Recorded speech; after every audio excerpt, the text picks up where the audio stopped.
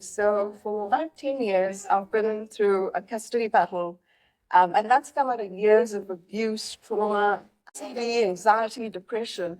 And if you're wondering what kind of person's preaching today, that's the person you've got. And I've gone as well, and I've gone to God going, what if they do this, God? What if they manipulate something that I said? What if they twist things around? What am I going to do? And God's looked at me and he's gone, what do you have? And I've gone, OCD, depression, anxiety, stress, I don't know. And God's gone, yes, that's exactly what you have. And I'm going to use that. And for me to come to that realization that this is who he was going to use, and he's not going to take it away. He did not say, like I said, he didn't say, I'm the healer. Because I would have expected when God called me that I'd be free from all of that. I would not have my baggage. My abuse, my trauma would not be with me every day.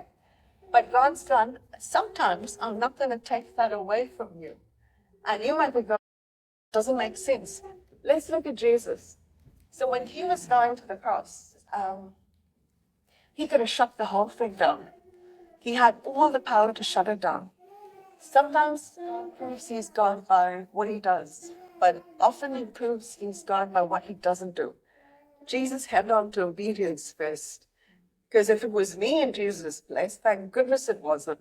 I would have called 12 legions of angels down, shut the whole thing down, chased Peter, and then decided to beat Judas up as well. But that was, God didn't do that. He proved he was God by restraint. He had power, but his obedience came first.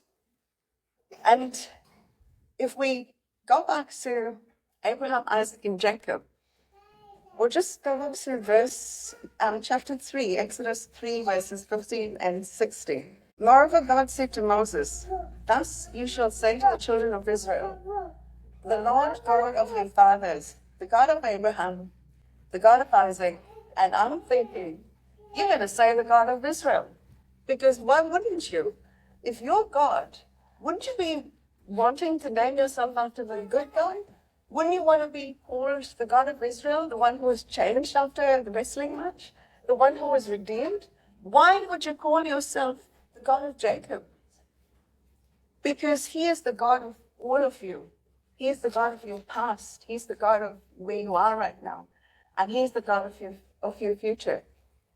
So with Abraham, and some of us might be in that situation where he's given us a promise, he's given us a word for 10 years down the line. So Abraham is an old man. God's changed his name already. He's gone, you were Abraham, now you're Abraham. And go, again, obedience, before any of the outcomes, go to the land and I will show you. So Abraham's gone,